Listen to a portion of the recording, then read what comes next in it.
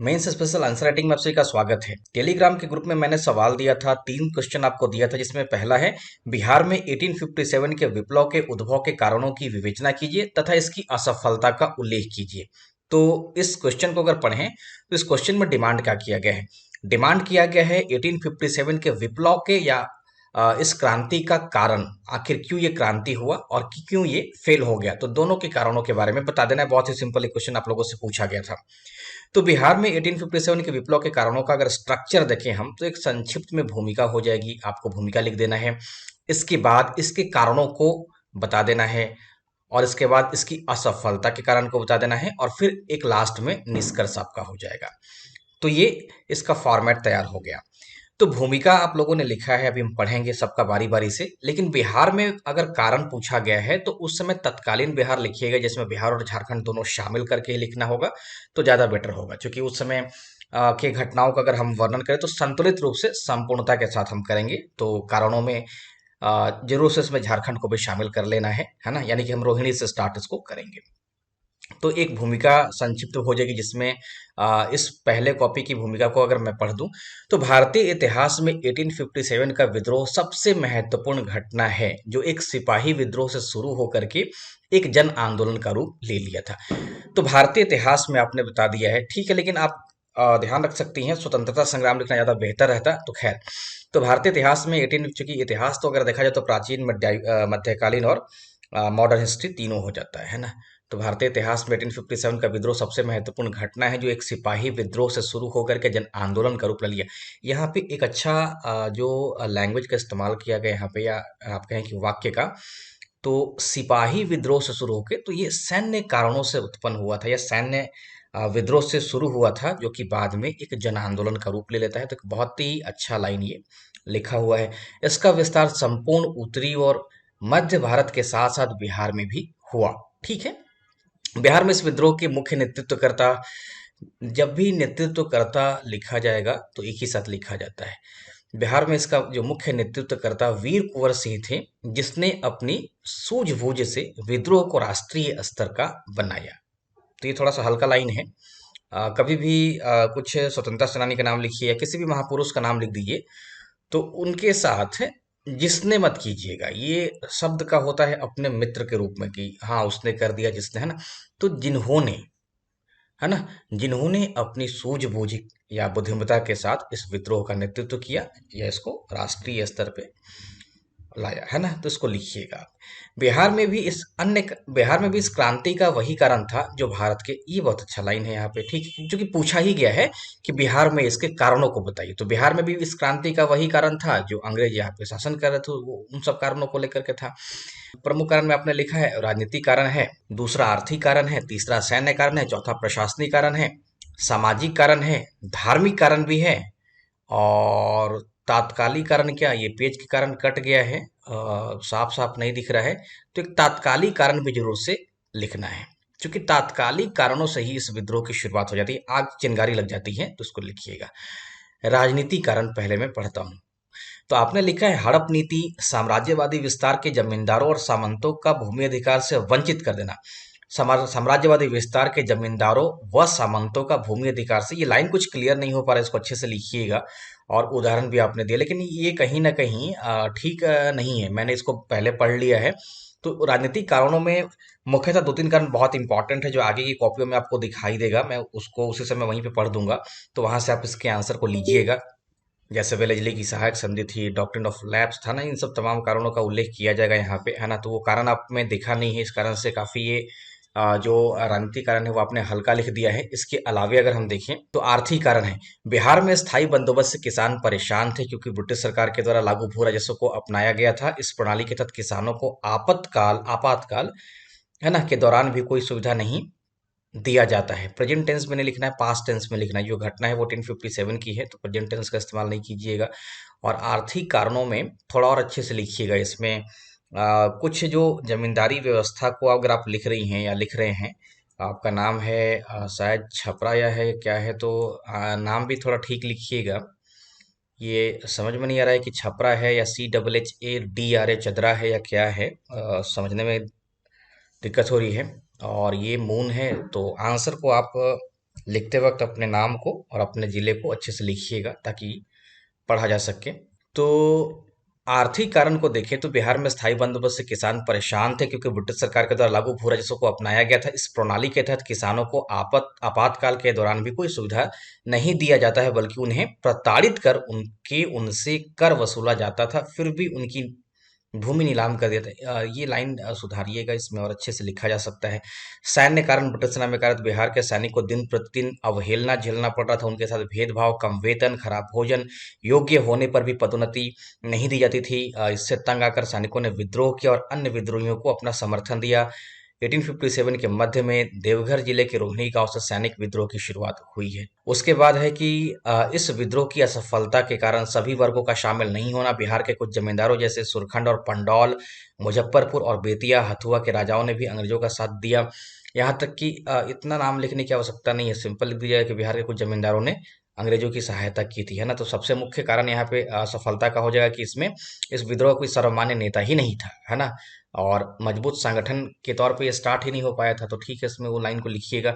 अस्त्र और शस्त्र की कमी, अस्त नहीं लिखना है, जब भी लिखिएगा तो आप अस्त्र लिखिएगा, त्र होता है, ये तो मेरा लगा देना है। अस्त्र और शस्त्र की कमी है। ब्रिटिश सेना के मुकाबले विद्रोहियों के पास हथियारों की भारी कमी थी। ठीक है, इतना ही करके छोड़ दी हैं आप।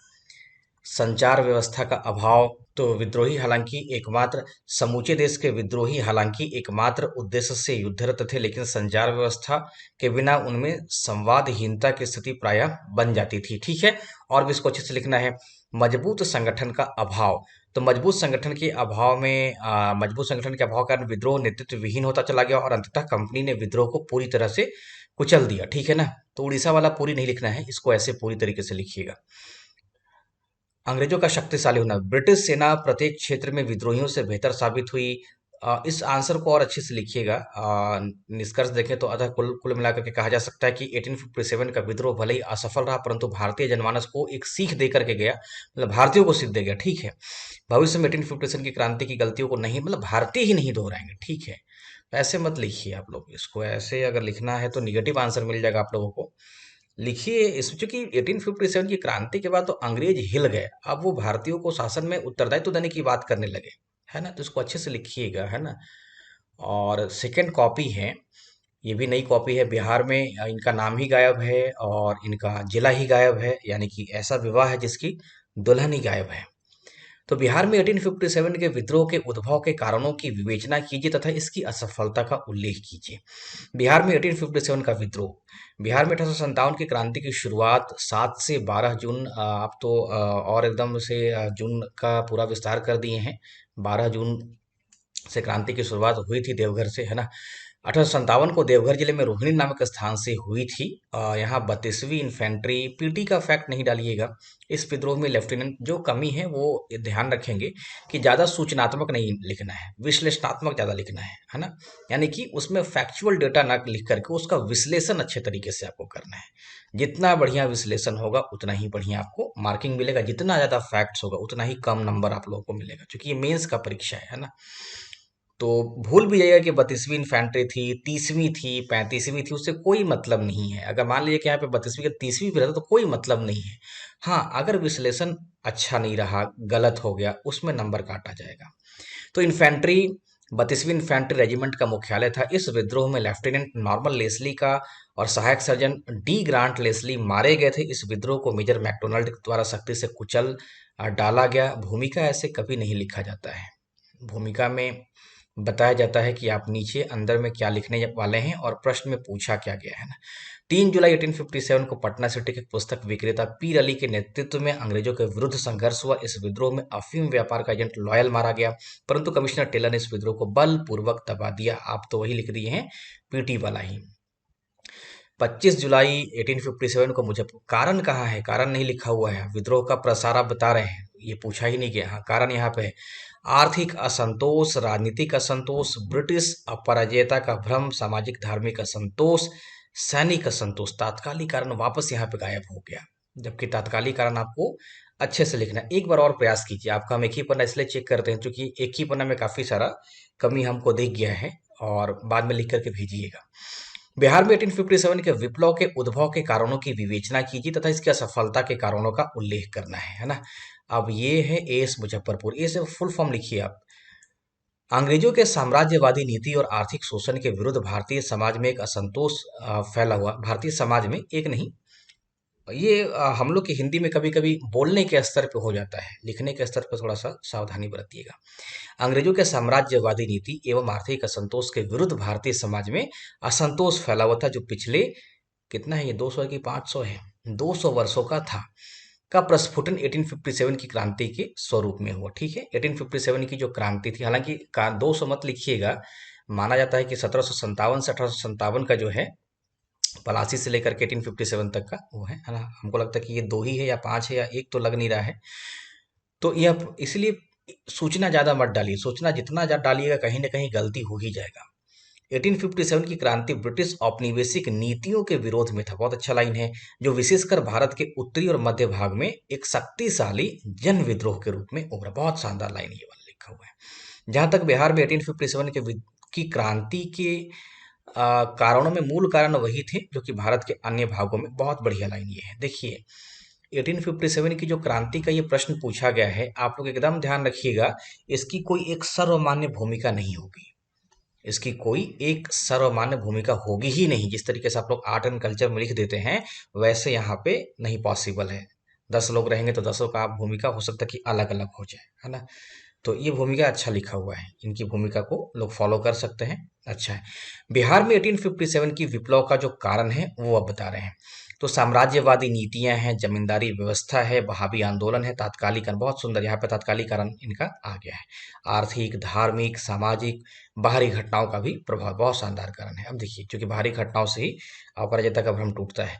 साम्राज्यवादी या औपनिवेशिक कारण, अंग्रेज आए तो थे व्यापार करने, लेकिन यहाँ की स्थिति को देखते हुए उन्होंने धीरे धीरे राजनीति में अपने कदम रख दिए। बहुत शानदार लाइन। वेलेजली की सहायक संधि, देखिए कितना सुंदर ये लाइन है कि उन्होंने सहायक संधि का कोई डेट वेट नहीं लिखा है कि इस समय शुरू किया गया है ना, तो कितना बढ़िया ये लाइन, इसी को विश्लेषणात्मक आंसर हम कहते हैं। वेलेजली की सहायक संधि जिसके तहत भारतीय राज्यों को ब्रिटिश प्रशासन के अंतर्गत लाने का सफल प्रयास किया। बहुत सुंदर ये लाइन है, लाने का सफल प्रयास किया गया। डलहौजी का जो डॉक्ट्रिन ऑफ लैप्स, जिसको व्यापक सिद्धांत, इसे यहाँ पे थोड़ा सा लिख दीजिएगा ताकि अंग्रेजी मीडियम के भी लोग भी अगर चेक करें, पटना वीमेंस कॉलेज की कोई टीचर चली गई हैं तो उनको कम सब समझ में आ जाए। तो हिंदी में ही डॉक्ट्रिन ऑफ लैप्स, इसको याद किए रहिएगा क्योंकि ये सब सवाल आता बहुत है। तो ये शब्द को याद किए रहिएगा, डॉक्ट्रिन ऑफ लैप्स यानी कि राज्य अधिग्रहण की नीति। तो व्यापक सिद्धांत के तहत कुछ प्रमुख देशी राज्यों को ब्रिटिश साम्राज्य में मिला लिया गया। बहुत सुंदर ये लाइन इनका है। इसके अंतर्गत अगर किसी राज्य का उत्तराधिकारी नहीं है तो वह गोद लेने के अधिकार को समाप्त कर। ठीक है, सतारा, जैतपुर, संबलपुर, नागपुर इत्यादि को, बहुत बढ़िया है, बहुत सुंदर। देखिए ऐसे ही लिखा जाता है, नहीं तो इन्होंने वर्ष मेंशन नहीं किया कि कब सतारा को, जब आप लोग पीटी में पढ़ते हैं, कब जैतपुर को, कब संबलपुर को, यहाँ पे नहीं लिखा हुआ है। तो इसी को विश्लेषणात्मक कहते हैं, समझ में आ जाएगा।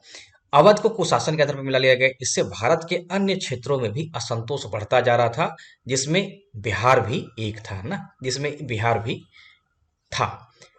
अब देखिए जमींदारी व्यवस्था, अंग्रेजों की भू राजस्व नीति, जिसमें बहुत सुंदर है, स्थायी बंदोबस्त, रैयतवाड़ी, महालवाड़ी आदि ने भारत की परंपरागत आर्थिक ढांचे का पूर्णतः विनाश कर दिया। बहुत सुंदर लाइन है। अंग्रेज बाढ़, सूखा आदि की स्थिति में भी पूरा कर भुगतान करने के लिए कहते थे, जिससे वे जमींदारों, साहूकारों, है ना, से ब्याज पर पैसे लेकर उन्हें भुगतान करते थे। ब्याज की दर भी 50% से 500% तक होती थी। जो भी किसान एक बार कर्ज ले लेता था, ये 500% नहीं होना चाहिए, ध्यान रखिएगा, या तो 100% पूरा ले लेंगे, है ना, तो ये ब्याज की दर 500%। जरा इस पे आप थोड़ा सा पढ़ लीजिएगा, हमको तो लग रहा है कि ये 500% का थोड़ा सा गलत डेटा हो जाएगा। जो भी किसान एक बार कर्ज ले लेता था, वो कभी भी बाहर नहीं निकल पाता है। आप भी प्रेजेंट टेंस में लिख दिए हैं। इस प्रकार किसान की जमीन धीरे धीरे जमींदार अधिग्रहण कर लेता था और एक किसान रैयत यानी कि मजदूर बन जाता था, है ना। ठीक है, किसान और रैयत दोनों का शब्द एक ही है ना। आप इसको कह सकते हैं कि गुलाम बन जाता था। जमींदार है, साहूकार है, जमीन अधिग्रहण है, कर्ज और ब्याज है, किसान। बहुत बढ़िया ये इनका फॉर्मेट है। जमींदार, साहूकार, कर्ज और ब्याज लेता था किसान, है ना, और बाद में किसान नहीं चुकाया तो जमीन का अधिग्रहण कर लिया, है ना। और जमीन का अधिग्रहण किया कौन, तो ये जमींदार कर लिया, है ना। तो अच्छा लाइन है।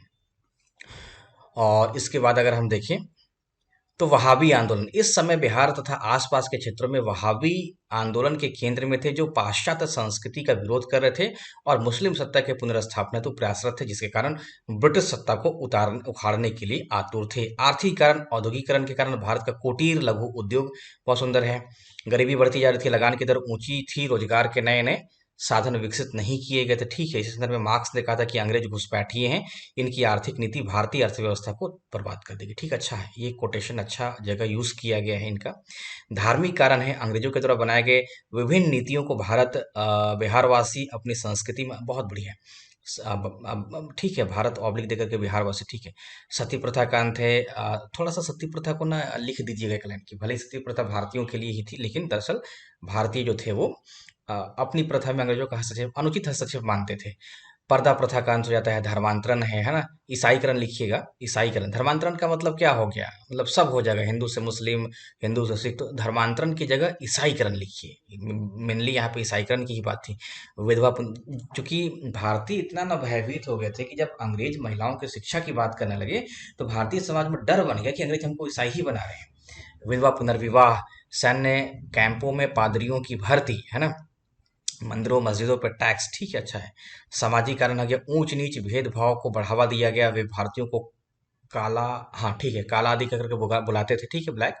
योग्यता कितनी भी ऊंचा योग्यता कितनी भी ऊंचा पद नहीं दिया जाता था। योग्यता के आधार पे लिखिएगा या कुछ भी इसको सही कीजिएगा जो आप लिखना चाहते थे। तो योग्य भारतीयों को ऊंचे पदों पर नहीं बैठाया गया था। दरवाजे के बाहर यही लिखवाना कि कुर्तों और कुत्तों है कि कुर्तों हैं, कुत्तों और भारतीयों का आना, इसको जरा क्लियर कीजिएगा। और इन सब चीज़ों को मत लिखिएगा, अगर कुत्ता होगा तो छोड़ दीजिएगा, इतना जड़ उखाड़ने की आवश्यकता नहीं है।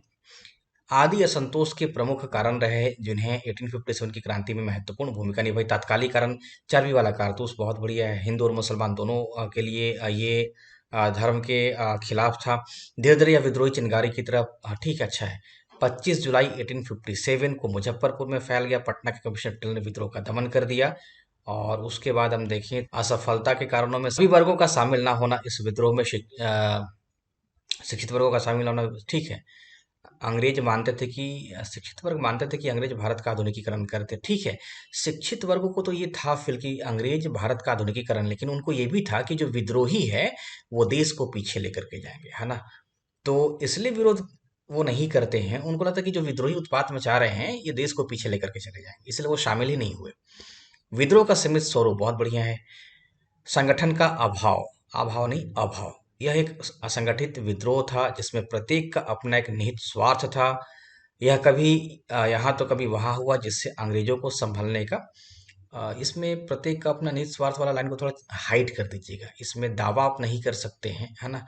हाँ, प्रत्येक के शामिल होने का कारण था जो मतलब ये सही बात है, लेकिन लिखिएगा नहीं, क्योंकि आपके आंसर को ना कमजोर करेगा ये। भले ही आप उस असफलता के कारण को बता रहे हैं, है ना। तो चूंकि सभी लोग एक छत के नीचे आ ही नहीं पाए, है ना, एक नेतृत्वकर्ता इस आंदोलन का मिला ही नहीं। विद्रोह को दमन करने में सफलता मिली। अगर यही दमन एक साथ हो गया होता तो निसंदेह इसको दबाना आसान नहीं होता, है ना। तो ठीक है। उद्देश्यों की कमी, यह एक उद्देश्य विहीन विद्रोह था जिसमें सभी लोग अपना अपना स्वार्थ सिद्धि में लगे थे, कोई एक उद्देश्य इसका नहीं था। ये तो रिपीट हो गया यहीं पे, है ना। सीमित साधन हो गया, ठीक है। इस प्रकार आपका निष्कर्ष हम पढ़ लें तो हम देखते हैं कि हमारी ही कुछ कमजोरियों के कारण 1857 के विप्लव को दबाने में अंग्रेज कामयाब तो रहे, लेकिन इस विद्रोह ने दोनों पक्षों को सोचने पे मजबूर कर दिया। एक तरफ बिहार में जहां बेतिया और हथुआ के राजा ने, ठीक है, इसके बाद हालांकि विद्रोह सफल हुआ, लेकिन तमाम सीमाओं और दुर्बलताओं, देखिए आप लोग इतना बढ़िया पढ़े हुए हैं पीटी में ही, कुछ नहीं समझ में आया तो 1858 के एक्ट में बहुत बढ़िया प्रावधान किया गया था। और कैनिंग का भी जो घोषणा पत्र होता है कि अब भारतीयों को उत्तरदायित्व दिया जाएगा, है ना। तो 1857 की जो क्रांति हुई है, तो अगर सावरकर की नज़र में देखिएगा तो कहते हैं कि भारत का प्रथम स्वतंत्रता संग्राम है ना। तो चाहे तो उनके लाइन से भी आप निष्कर्ष दे सकते हैं। देने से कम से कम जो असफलता के कारण आप बताइएगा ना, उसका पक्ष मजबूत हो जाएगा कि असफल तो था, लेकिन कहीं ना कहीं इतना प्रभावशाली भी था कि सावरकर जैसे, या वीर सावरकर ये कहते हैं कि यह भारत का प्रथम स्वतंत्रता संग्राम था, है ना। आपका आंसर बहुत शानदार है, अच्छा लिखा हुआ है, ठीक है, और आपको मार्क्स मिलेगा। मार्क्स मतलब कार्ल मार्क्स नहीं, नंबर मिलेगा आपको। बिहार में 1857 के विप्लव के उद्भव के कारणों की विवेचना कीजिए, चंदन है मधेपुरा से, और इसकी असफलता का उल्लेख कीजिए। तो 1857 की क्रांति ने बिहार के इतिहास के साथ साथ भारतीय इतिहास को भी प्रभावित किया है। यह क्रांति ब्रिटिश साम्राज्यवाद के खिलाफ देश में संचित सामाजिक, आर्थिक और सांस्कृतिक राजनीतिक असंतोष का परिणाम थी। चूंकि केंद्रीय स्तर पर यह क्रांति 10 मई को 1857 को शुरू हुई थी, लेकिन अविभाजित बहुत बढ़िया अविभाजित या तत्कालीन बिहार में इस क्रांति की शुरुआत 12 जून को देवघर से, रोहिणी से होती है, ठीक है। और 1857 में अली बंधु ने पटना में असंतुष्ट सैनिकों ने की थी। बिहार में भी 1857 की विद्रोह का प्रारूप प्रकोप रहा। यहाँ क्रांति के उद्भव को निम्न कारणों में हम देख सकते हैं। थोड़ा सा इंट्रोडक्शन और मजबूत लिखिएगा। आर्थिकरण में क में आर्थिकरण में कुछ लिखे ही नहीं है। ख में राजनीतिकरण, अंग्रेजों की नीति का, सामाजिक, धार्मिक, ठीक है। कारण पूछा गया है, कारण को थोड़ा सा आपको बड़ा लिखना पड़ेगा, और खास करके राजनीतिकरण को पहले नंबर पे लिखिए। तो राजनीतिकरण हो जाता है, सामाजिक धार्मिक है ना, आर्थिक कारण हो ही जाता है, सैनिक कारण हो ही जाता है ना। तो इसको थोड़ा सा आप विस्तार दीजिए। ये आपने यहाँ पे छोटा कर दिया, और उसकी बजाय आप लिख दिए हैं वीर कुंवर सिंह की भूमिका और इस विद्रोह का प्रसार भारत में, है ना। तभी कुंवर सिंह के साथ साथ बाकी लोगों का नाम आ रहा है, कानपुर गाजीपुर का नाम तभी आ रहा है जब आप भारत में विस्तार को बताना शुरू कर दिए। कारण गौण हो गया है। इसके बावजूद क्रांति के मूल उद्देश्य पूरे नहीं हुए। बिहार से देश के कई जमींदार और रियासतें अंग्रेजों के सहायक बने रहे। परिणाम स्वरूप देश में अंग्रेजी दास्ता जारी रही। अंततः इस क्रांति के कई तात्कालिक और दूरगामी परिणाम हुए। तो आपने परिणाम लिख दिया है, और परिणाम के बाद आपने कारण और असफलता के कारणों को तो बताया ही नहीं है इसमें, है ना। बहुत सिंपल क्वेश्चन पूछा गया है, दोबारा इसको समझ के लिखिएगा। आप लगता है कि इसके परिणाम बता दिए हैं। देखिए, इन सब की कोई आवश्यकता ही नहीं है। बिहार के प्रमुख मुस्लिम क्रांतिकारी पीर अली खान जो एक करीब पुस्तक विक्रेता था, जिन्होंने स्वतंत्रता सेनानी को, कोई मतलब ही नहीं है, कारण बताना है आपको, ठीक है। बहुत सिंपल था सवाल। एक लास्ट कॉपी है, अमित कुमार, और आप जिला की जगह नंबर लिख दिए। कोई डायल मत कीजिएगा इनके नंबर को। सन 1757 से 1857 के बीच 100 वर्षों में राजनीतिक, आर्थिक, सामाजिक क्षेत्र में हस्तक्षेप कर जिस शोषण की नीति की शुरुआत हुई, उसी से पीड़ित शोषित लोगों को प्रति उत्तर के रूप में 1857 की क्रांति दिखाई देता है। इसको और अच्छा लिखिएगा। ऐसा लग रहा है कि आप गरीबी के कारणों को लिख रहे हैं, है ना, पीड़ित शोषित, है ना। विपिन चंद्रा को मत लिखिएगा। के शब्दों में 1857 का विद्रोह विदेशी शासन से राष्ट्र को एकदम मत लिखिएगा। विद्रोह के उद्भव के कारण निम्न है। तो 1857 के विद्रोह के कारणों में तात्कालिक कारण, राजनीतिक कारण, विद्रोह के कारण, ठीक है, आपने सब कारणों को लिख दिया है। राजनीतिक कारण, असंतोष के मुख्य कारण निम्नलिखित ये थे, ठीक है, बहुत बढ़िया है। और सामाजिक और धार्मिक कारण, अंग्रेज स्वतंत्र स्वयं को श्रेष्ठ और भारतीयों को हे निम्न मानते थे। 1829 की सती प्रथा का उन्मूलन, 1847 की दास प्रथा, विधवा पुनर्विवाह इत्यादि अधिनियम, सामाजिक सुधार, ठीक है, अच्छा लिखा हुआ है ये अच्छा लिखा हुआ है इनका। आर्थिक कारण है, कृषि का वाणिज्यीकरण के कारण कृषकों की स्थिति खराब हुई थी। बहुत बढ़िया लाइन लिखा हुआ है, कृषि का वाणिज्यीकरण कर दिया गया था, इस कारण कृषकों की स्थिति खराब हो गई है। कृषक भारी कर के कारण कर्जदार हो गए। वहीं छोटे छोटे उद्योग भी, ठीक है, अच्छा लिखा हुआ है। स्पीयर्स ने इस काल को खुशी और बेशर्मी की लूट का काल कहा था, हटा सकते हैं। प्रशासनिक कारण लिखा है, कंपनी प्रशासन में भ्रष्टाचार, घूसखोरी का बोलबाला था, क्योंकि ये सब जानते हैं क्यों लिखा जाता है। मान लीजिए कि दो चार स्टेटमेंट स्पीयर्स दिया है, तो इसलिए किताबों में दिया रहता है कि लोग स्पीयर्स के शब्दों में भी समझें। आपसे आंसर में ये सब की रिक्वायरमेंट नहीं होती है ना, स्पीयर ने क्या कहा था, है ना, बाकी लोगों ने क्या कहा, एक आध जगह मेंशन कीजिएगा निष्कर्ष वगैरह में, अच्छा लगता है। नहीं तो एकेडमिक जैसा हो जाता है। प्रशासनिक कारण, कंपनी प्रशासन में भ्रष्टाचार, घूसखोरी का बोलबाला था। भारतीयों को प्रशासन में कोई उच्च पद नहीं दिए जाते थे। अंग्रेज, बहुत बढ़िया लिखा हुआ है। बाहरी घटनाओं का प्रभाव, प्रथम आंग्ल अफगान युद्ध, ठीक है, बहुत बढ़िया है। इन सब युद्धों में अंग्रेजों की स्थिति कमजोर है, जिससे भारतीयों को अंग्रेजों के खिलाफ लड़ने की प्रेरणा मिली, और अब लग गया कि अंग्रेज अपराजय नहीं है। तात्कालिक कारण भी अच्छा है। राइफल में गाय और सूअर की चर्बी वाला कारतूस था, ठीक है, जो कि हिंदू और मुस्लिम दोनों के लिए धर्म के खिलाफ था, ठीक है, बहुत बड़े उपरोक्त कारणों से, ठीक है, संपूर्ण से, ठीक है, अच्छा कारण लिखा हुआ है। असफलता के कारण जब भी आप लोग इस डायग्राम को बनाइएगा तो असफलता के कारण में इधर उधर तीर निकालने से क्या होता है ना कि पता ही नहीं चलता है कि इसमें जो पहले नंबर पे कारण होना चाहिए वो कौन सा है। तो कम से कम उसको ना अच्छे से इंडिकेट कीजिए। जैसे मान लीजिए कि इसी को कर रहे हैं, थोड़ा सा यहाँ पे ऐसे एक कर दीजिए, कहीं पे दो कर दीजिए, ताकि जो सर्वाधिक महत्वपूर्ण है वो भी साफ साफ दिखाई दे। जैसे आपके कारणों में तत्कालिक कारण ऊपर लिख दिया गया है तो पता नहीं चल रहा है ना। तो संगठन की कमी जो आपको सबसे इम्पोर्टेंट लगे और सबसे कम इम्पोर्टेंट लगे उसको लास्ट में दे दीजिए जगह, है ना, ताकि अच्छा लगे, पढ़ने में थोड़ा सा आसानी हो जाता है। योग्य नेतृत्व का अभाव। विद्रोही नेता एकजुट और संगठित होकर विद्रोहियों का नेतृत्व नहीं कर सके, वहीं अंग्रेज संगठित व योग्य अधिकारी का दल। क्योंकि आप लोग देखा जाए तो जो मानचित्र ये सब बनाते हैं ना, ये ज्योग्राफी में असली में यूज होता है। देखिएगा तो भूगोल में कि भूकंप के कारणों को बताइए, तो भूकंप का कोई एक कारण नहीं है और सब कारण से भूकंप उतना ही आएगा, है ना। लेकिन यहाँ पे इतिहास में है, अब इतिहास में अगर आप लोग लिखते हैं तो सबसे महत्वपूर्ण को सबसे पहले लिखिए। तो एक यहाँ पे कर दीजिए, अच्छा भी लगेगा, डिजाइनदार भी हो जाएगा। योग्य नेतृत्व का अभाव। विद्रोही नेता एकजुट और संगठित होकर विद्रोहियों का नेतृत्व नहीं कर सके, वहीं अंग्रेज संगठित व योग्य अधिकारियों का दल था। ऐसे मत लिखिएगा।